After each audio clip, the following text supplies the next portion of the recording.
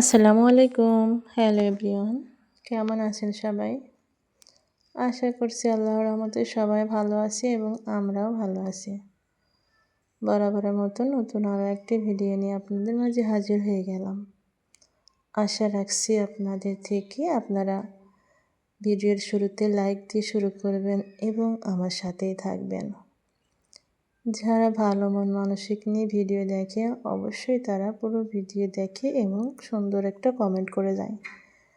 Please দয়া করে কেউ স্প্যাম কমেন্ট করবেন না এবং টেনে টেনে দেখবেন না, টেনে দেখে কমেন্ট করে যাবেন না। এটা করলে আমার আপনার সকলেরই ক্ষতি হবে। একটা ভিডিও তৈরি করতে অনেক টাইম লাগে, অনেক কষ্ট হয়। তাই যদি আপনারা এভাবে টেনে টেনে দেখেন এবং ভিডিওর তখন 12টা বেজে যাবে, ভিডিও রিচ কমে যায়। এটা দেখে না ভীষণ খারাপ লাগে। প্লিজ আমার কথাতে কেউ কিছু মনে করবেন না। সবার থেকে ভালোবাসা নিয়ে আমি ভিডিও করি এবং কমেন্ট পাই যেগুলো দেখে খুব ভালো লাগে, তাই পরবর্তী আর একটা ভিডিও তৈরি করি। এভাবে যদি আপনারা আমাদের ক্ষতি করেন তাহলে কিভাবে হবে? আশা রাখছি আমার কথায় মন খারাপ করবেন না। ভুল হলে ক্ষমা চাই। আজকে দেখুন অনেকগুলো কাজ করলাম। সব গৃহিণীদের তো একই ধরনের কাজকর্ম। আর আজকে আমাদের বাড়ির সবথেকে গুরুত্বপূর্ণ একটা জিনিস, একটা কাজ করব। আমার রান্নাঘরের কর্তাটাকে অনেক পরিষ্কার করব। আমার বাড়তি থালাবাটিগুলো ধোয়া হয়ে গেল এবং জাগার প্লেট বাটি সব রেখে দিলাম। এখানে কিছু স্টিলের প্লেট রেখেছি আর এখানে থালাবাটি ধুয়ে রেখে দিলাম। একটু মুছে নিচ্ছি, রান্না করব। বাড়ির পাশ থেকে কলমি শাক তুলেছিলাম, সেটা রান্না করব এবং মুরগি রান্না ছিল আর আর শাপলা রান্না করব মাছ দিয়ে। সাথেই থাকুন। আশা করছি দেখতে দেখতে ভালো লাগবে। ভালোবাসা তৈরি হলে একটা সাবস্ক্রাইব করে পাশে থেকে যাবেন। এই যে শাকগুলো কুটে নিচ্ছি। এখানে কিছু চাল কুমড়োর পাতা দিয়েছিলাম। আর দেখাবো আমার মা আমার জন্য ভালোবাসা থেকে কী কী নিয়ে এসেছে জানি। যার মা বাবা আছে তারা খুব ভাগ্যবান। আলহামদুলিল্লাহ, আমারও মা বাবা আল্লাহ এখন বাঁচিয়ে রেখেছে। আমার বাচ্চার একটু সাউন্ড আসবে, কেউ কিছু মনে করবেন না, এটা ইগনোর করবেন। এই যে আমি আস্তে আস্তে করে সবগুলো কাজ গুছিয়ে নিচ্ছি।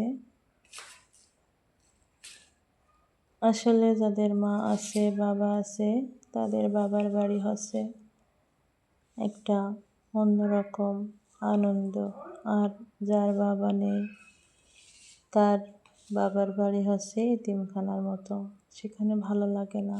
বাবা মা নেই, বাবা থেকেও মা না থাকলেও বাবার বাড়ি এতিমের মতো মনে হয়। সকল জীবিত মা বাবার জন্য দোয়া করি, আল্লাহ যেন তাদেরকে দীর্ঘায়ু দান করেন এবং যারা মৃত্যুবরণ করেছেন আল্লাহ যেন তাদেরকে জান্নাতুল বাকি নসিব করেন। এই যে আমার বড় কর্তা, আসলে রাইস কুকারটা আজকে পরিষ্কার করব। রাইস কুকারকে কেন বড় কর্তা বলেছে জানেন? এটা আমাদেরকে খুব সহজে ভাত রান্নার কাজে সহযোগিতা করে এবং তাড়াতাড়ি রান্না হয় কষ্ট ছাড়া। আর এই রাইস কুকারটা না থাকলে আমাদের অনেক কষ্ট হতো, অনেক দেরি হতো। এই যে সুন্দরভাবে পরিষ্কার করে নিয়েছি। এখন শাকটাকে তেলে দিয়ে দেব। অন্য তরকারি আছে, শুধু এটা একটু শেয়ার করছি। প্লিজ সাথেই থাকুন।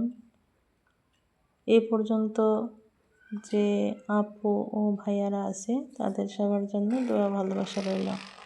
এই যে আমার মা তালের ভিতরে যে শাঁসটা থাকে এটা কেটে নিয়ে এসেছে এবং রসমালাই নিয়ে এসেছে, আরও নিয়ে এসেছে তেঁতুল। এই যেটা তেঁতুল, এই যে রসমালাই আর জিলাপি নিয়ে এসেছিল। আমরা অনেকগুলো খেয়েছি আর কিছু বাটিতে রেখে দিয়েছি। আসলে কার কার মা আছে তার তো অনেক ভালো কপাল। আলহামদুলিল্লাহ, শুক্রিয়া জানাই যে আমার মা মাছ নিয়ে এসেছিল, কিছু নদীর মাছ, বিলের মাছ আর কি। সবাই আমার সাথে থাকবেন, ওর জন্য দোয়া করবেন। আমিও সবার জন্য ভালোবাসা দোয়া রইল। বিকালের কিছু কাপড় ছিল, সেগুলো তুলে রাখলাম। হিজাবগুলো হ্যাঙ্গারে রেখে দেব। আজকে সব ধোয়া হয়েছে। সবাই ভালো থাকবেন, সবার জন্য দোয়া রইল। আল্লাহ হাফেজ।